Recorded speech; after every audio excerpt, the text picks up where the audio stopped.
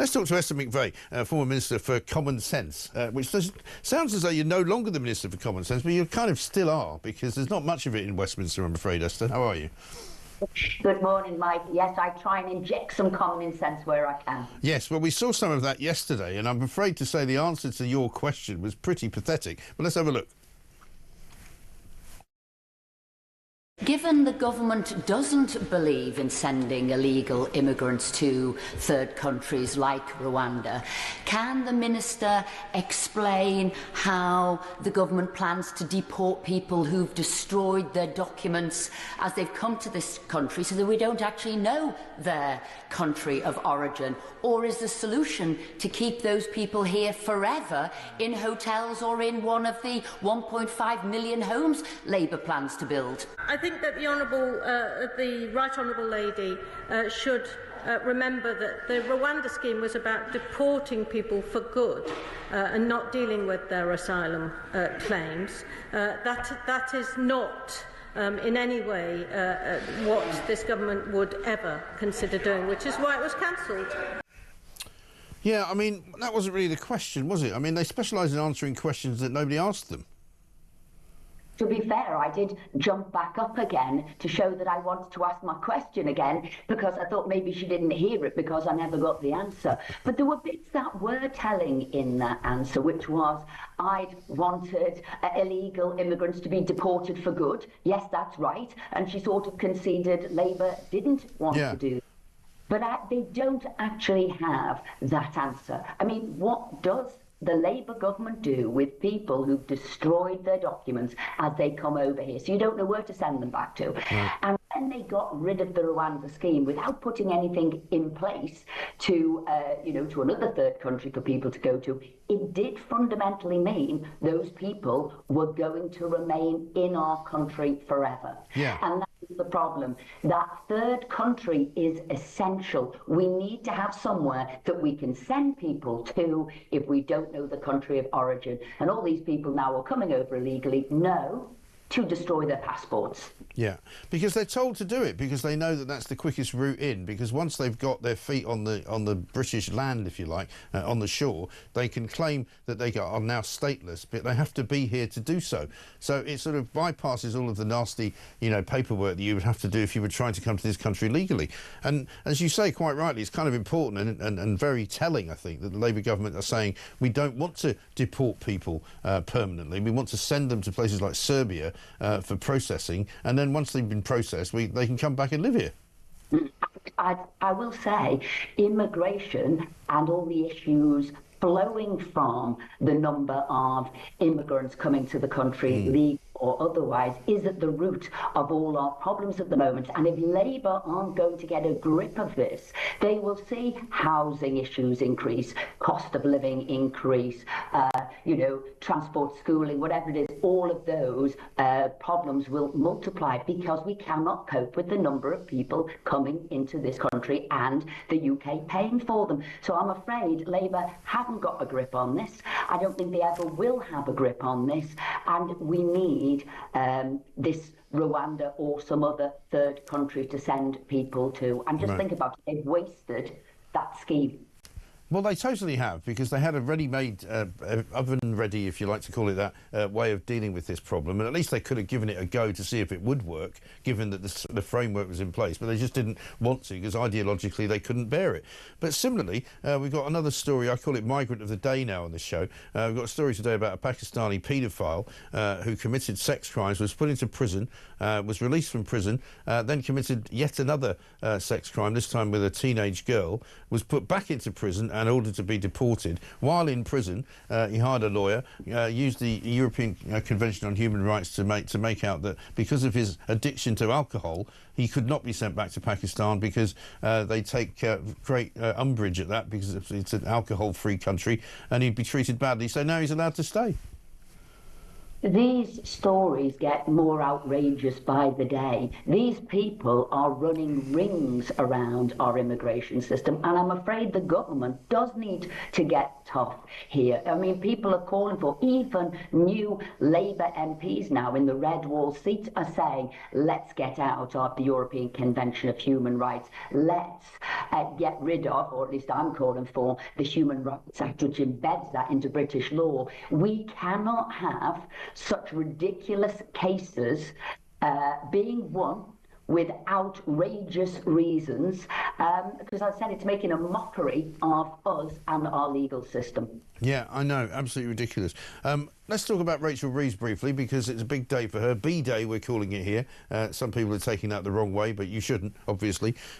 She's going to get up and try and convince us all that she's the Iron Chancellor. I mean, she's been pictured... I mean, in my view, you never picture yourself in front of military equipment, especially if you're just trying to do it to make yourself look hard, you know. She's making out that she's battle-ready, she's ready to take on Putin, you know, but meanwhile she looks like an extra from airport, you know, wearing this kind of high-vis yellow jacket. You know, we're not ready to take on Putin. We haven't got the resources, we haven't got the money, we haven't got the armaments, we haven't got the soldiers, so we're not taking on Putin at all. But, I mean, she's not going to say anything, really, that's going to convince the country that she's in charge of a decent and growing economy, is she? No, I mean, this is going to be a very bad day for Rachel Reeves. It's going to be humiliating. It's all self-inflicted, and it was all highly predictable. I mean, I remember when Rishi Sunak gave the response to her budget in October, he said, you are going to destroy growth. You talk that it's your number one priority, but those taxes you've now put on the country's wealth creators is going to crush growth. And that is exactly what's happened. I think it's shown, and I think she'll be found out today, that she's woefully unprepared to be the Chancellor of this country. I think she's lacking experience, and I even believe a campaign has started to stop Rachel Reeves being called Rachel from accounts. Accountants are now saying it's giving them a bad name. I mean, really, you know, she has to be the worst Chancellor we've ever seen. And I'll tell you one thing, Mike, it's a dangerous time for her, because I'm hearing from really well-established Labour MPs, they want her gone. Yeah. Well, this is the thing. I mean, people... she's the worst Chancellor they've ever had. And Labour MPs are saying that about her now. Yeah. Well, let's have a look at what Kemi Badenoch said when I asked her that question yesterday when she was here. Should Rachel Reeves lose her job?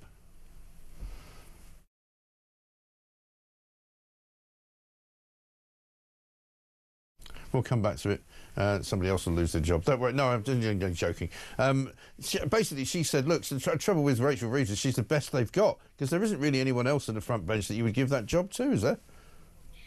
I think there are loads of people vying for it. I think, you know, people talk about Pat McFadden. I think the one who could get it is Douglas Alexander. He's come back in. He's a sort of... safe pair of hands. I don't think anybody who's too good, Keir Starmer will be wanting to give the job to, because I think he's vulnerable in a way. A lot of his backbenchers are feeling deeply uncomfortable with him and what he's doing. And I'll tell you something else, the 2024 intake are really upset. Some of them, one burst into tears in the lift this week, because she said, I didn't think it was going to be this bad. We promised the electorate a whole host of things, and we are not delivering it. And from the winter fuel payment to the cuts in benefits to the way the economy's turned to farmers, you name it, they're coming under attack from their constituents. But for a new MP to be in tears... They're getting nothing right. You know, there's nothing in the good column at all. You know, remember in Friends when Joey said, you know, if somebody wants to go out with you, you do 2 columns, you know, yes and no, good things, bad things. There's nothing in the good column for Labour at all. Let's have, I think we've got Kemi's clip now. Have a look. I think in any other field, she would have. But I think she's actually one of the best that they've got on the Labour bench. That's the bad news, which is what's really sad. That if she goes, we're likely to get someone much worse. You listen to Labour backbenchers, and a lot of the things that they ask for are completely crazy. They would bankrupt the country tomorrow. But I do think that she's out of her depth. But being the first female whatever is not an achievement if you're doing a bad job. No. And it's the people that you're working for that should give a verdict on whether you've achieved something or not. Yeah. And the mistakes that she made in that budget are what she's trying to fix now with the emergency budget that we're getting tomorrow. This is not something that's reacting to world events. She made errors, problems have been caused, and now she's going to try and fix them again tomorrow. Yeah, and she's not going to have much success. I know we probably weren't going to talk to you about this, but I just wanted to ask you about the story on the front page of the Telegraph today about the assisted dying bill, because it was a huge story towards the back end of last year. Kim Ledbetter, a Labour MP behind the bill, has now proposed delaying it until the next Parliament. So we're talking about putting it off basically for 3 or 4 years. It's amazing how this has been kind of deconstructed, hasn't it? Because as soon as it became likely that it could pass, there was a lot of what I called sort of really rather, unsavoury, cackling and laughing and sort of cheering for the fact that this had gone through. It now looks as though that a lot of people are having second thoughts. Now, I've got to be careful what I say to you here, Mike, because I am actually one of the chairs of this bill committee. So there's 5 of us, and we oversee it to make sure that it is fair, and actually it is going through proper line-by-line scrutiny in the bill committee. And maybe we're doing a good job because this is what's coming out now. Are they prepared? I read the front page of the Telegraph today with great interest. So I apologise if I can't say too much more. I get that. I am on the chairs. I'm on the panel of the chairs, and I'm overseeing this bill committee. Yeah, no problem at all. Listen, good to talk to you. Esther McVeigh, thank you very much indeed. Former Minister for Common Sense, still makes an awful lot of sense, of course, as well.